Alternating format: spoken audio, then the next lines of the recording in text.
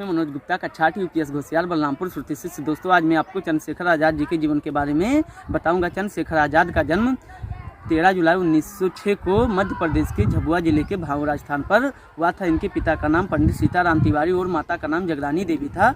जो चंद्रशेखर आज़ाद थे, यह शुरू से ही अपने पिता के समान साहसी वीर एवं ईमानदार थे। जो इनकी माता थी, यह चंद्रशेखर आज़ाद जी को संस्कृत का विद्वान बनाना चाहती थी, लेकिन जो चंद्रशेखर आज़ाद थे, यह देश की आज़ादी की इच्छा करते थे। 14 वर्ष की उम्र में इन्हें बनारस भेज दिया गया संस्कृत पाठशाला में, लेकिन वहाँ पर उस समय असहयोग आंदोलन गांधी जी का चल रहा था, जिसमें जो चंद्रशेखर आज़ाद थे, यह पार्टिसिपेशन किए, यानी भाग लिए।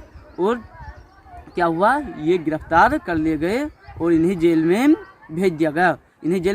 तो जो जज था अंग्रेजी, उसने पूछा तुम्हारा क्या नाम है, तो इन्होंने कहा मेरा नाम आज़ाद है। जब जज ने पूछा तुम्हारे पिता का क्या नाम है, तब चंद्रशेखर आज़ाद ने कहा स्वतंत्रता। और जब जज ने पूछा कि तुम्हारा निवास क्या है, तब चंद्रशेखर आज़ाद ने कहा मेरा निवास जेल खाना है। जिससे मतलब जो अंग्रेजी जज थे, यह गुस्सा हो गए और 15 कोड़े मारने को आदेश दिया। लेकिन हर कोड़े पर चंद्रशेखर आज़ाद का सिर्फ यही नारा था, वंदे मातरम, इंकलाब जिंदाबाद और भारत माता की जय। ये सब होता रहा। फिर 1920 में तो मतलब असहयोग आंदोलन हुआ। 1922 में चौरी चौरा कांड हुआ, जिसके फलस्वरूप क्या हुआ कि गांधी जी ने असहयोग आंदोलन वापस ले लिया। लेकिन इससे कुछ युवा गांधी जी के मत से थोड़ा अलग हो गए थे, जिसमें चंद्रशेखर आज़ाद भी शामिल थे। 1924 में जब काकोरी कांड हुआ, उसमें क्या हुआ कि राम प्रसाद बिस्मिल नेतृत्व कर रहे थे। काकोरी एक स्थान है जहाँ पर एक रेलवे को यानी एक ट्रेन को लूटा गया, जिसमें 9 लोग शामिल थे। राम प्रसाद बिस्मिल और मतलब चंद्रशेखर आज़ाद, भगत सिंह, कई लोग कुल मिलाकर शामिल थे, जिसमें सभी को गिरफ्तार कर लिया गया। लेकिन क्या हुआ, देखिए सौभाग्य की बात कि चंद्रशेखर आज़ाद वहाँ से फरार हो गए, यानी उन्हें अंग्रेज पकड़ नहीं पाए। और मतलब कुछ लोगों को पकड़ ले गए तो उनको आजीवन कारावास का सजा भी हो गया। अब इधर क्या हुआ, इधर एक घटना घटी कि जो लाला लाजपत राय थे, उन्होंने एक नारा दिया था कि साइमन कासिमन वापस जाओ। जिसके फलस्वरूप क्या अंग्रेजों ने इन्हें खूब मारा लाठियों से और इनकी मृत्यु हो गई। इसका बदला लेने के लिए भगत सिंह, चंद्रशेखर ने मतलब एक सैंडर्स ने मारा था लाला लाजपत राय को, तो भगत सिंह और चंद्रशेखर जो आज़ाद थे, इन्होंने क्या किया कि हम इसका बदला लेंगे। और फिर जयदेव, भगत सिंह और जो चंद्रशेखर आज़ाद थे, यार मतलब जिस रास्ते से सैंडर्स जाता था अपने इसके हेड कांस्टेबल के साथ में, उसी रास्ते पर ये तीनों लोग घेर लिए आपस में। और चंद्रशेखर ने सभी को कवर किया, यानी सुरक्षा देने का फैसला किया। और जैसे सैंडर्स आया कि जयदेव ने एक गोली मारी सैंडर्स को, और भगत सिंह ने 1 से लेकर 6 गोली सैंडर्स के सीने में उतार दी। वहीं पर सैंडर्स की मृत्यु हो गई। और फिर जो उनका हेड कांस्टेबल था, वह मतलब दौड़ा कि किसने मारा है। तब तक क्या हुआ कि चंद्रशेखर पहले से ही तैयार थे, चंद्रशेखर आज़ाद, तो वहाँ पर उन्हें सुरक्षित वापस चंद्रशेखर ले आए।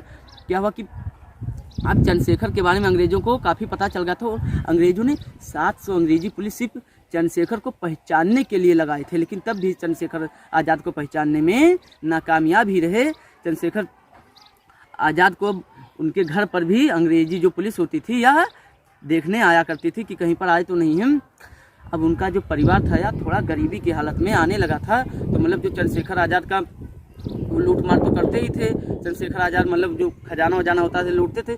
तो वहाँ पर उनका जो समूह था, उनमें से कुछ लोग कहे कि आप कुछ हिस्सा जो पैसा है अपने परिवार को दे दीजिए, ताकि उनका भी गुजारा चलता है। तब गुस्से में चंद्रशेखर आज़ाद ने आकर बोला कि अगर आज़ादी के आड़े में मेरा परिवार आता है तो उसे भी गोली मार दो। वो कुर्बानी के लिए एकदम तैयार है, यानी कि वो आज़ादी को कम महत्व, जो अपना परिवार था उसको कम महत्व देते थे, आज़ादी को ज़्यादा महत्व देते थे।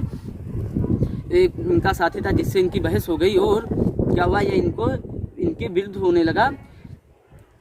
27 फरवरी 1931 में ये इलाहाबाद के कलफर्ड पार्क में आए। वहाँ पर अपने मतलब कुछ साथी जो थे उनको छुड़ाने के लिए, तो वहाँ पर जो उसका साथी उसके विरुद्ध हो गया था, उसने अंग्रेज़ों को सूचना दे दी कि वहाँ पर मतलब पंडित जी या फिर चंद्रशेखर आज़ाद जी आए हैं।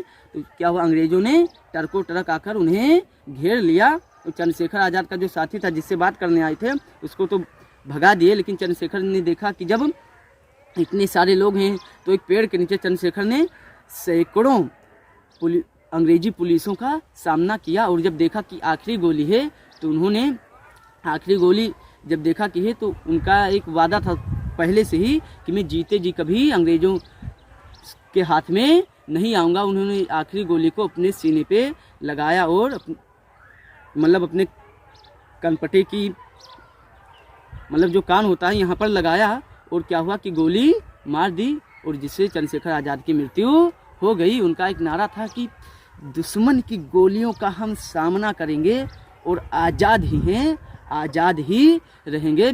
धन्य है वो वीर जवान चंद्रशेखर आज़ाद जी जिन्होंने जीते जी कभी अंग्रेज़ों के हाथ नहीं आए। धन्यवाद।